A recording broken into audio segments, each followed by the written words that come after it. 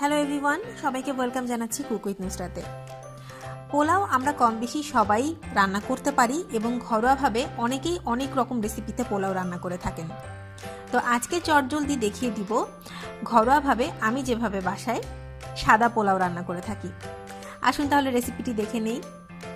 প্রথমে একটা ছড়ানো পাত্রে, যে পাত্রটাতে আমি পোলাও রান্না করব, দিয়ে দিচ্ছি প্রায় হাফ কাপের মতো রান্নার তেল।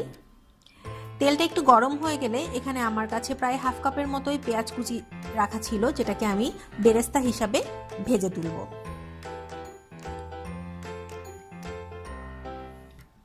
একটু ঘন ঘন নাড়তে হবে এবং খেয়াল রাখতে হবে পেঁয়াজটা যেন নিচে লেগে পুড়ে না যায়।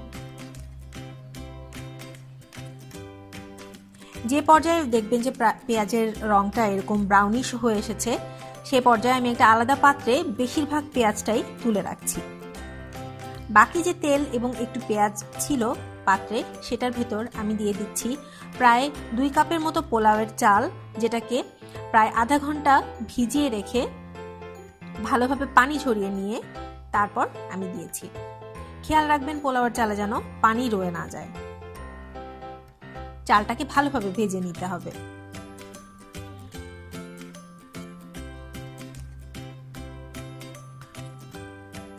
কিছুক্ষণ নাড়াচাড়া করে ভাজার পর আমি দিয়ে দিচ্ছি কিছু গোটা গরম মশলা, যেখানে আমার লং, এলাচ, দারচিনি এবং কয়েক টুকরা তেজপাতা ছিল।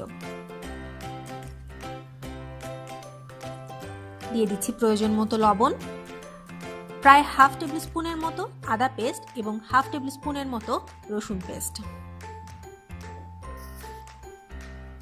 আবারও ভালোভাবে সবকিছু একটু মিশিয়ে নিতে হবে।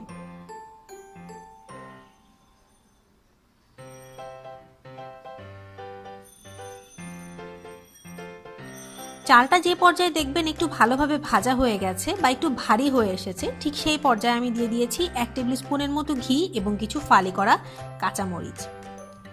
এদিকে পাশের চুলায় আমি অন্য একটা পাত্রে চালের প্রায় ডাবল পরিমাণ পানি গরম করতে দিয়েছিলাম। আমার এখানে 2 কাপ চাল ছিল, আমি 4 কাপের মতো পানি গরম করতে দিয়েছিলাম। সেখান থেকে আনুমানিক 3 কাপের মতো, মানে বেশিরভাগটাই পানি এখন আমি পোলাওয়ের চালের ভিতর দিয়ে দিচ্ছি, কারণ আমার চালটা বেশ ভালোভাবে ভাজা হয়ে এসেছে।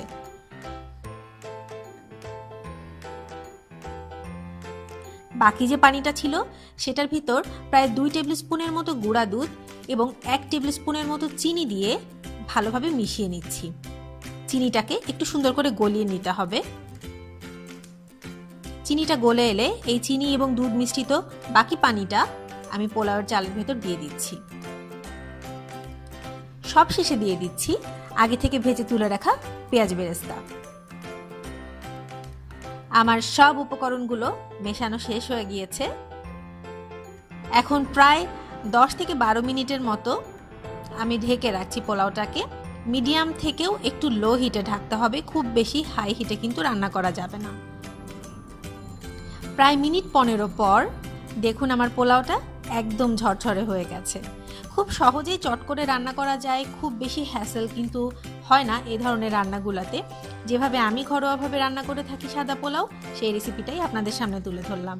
আশা করছি আমার ভিডিওটা ভালো লাগবে আপনাদের। সবাইকে অনেক ধন্যবাদ, ভালো থাকবেন সবাই।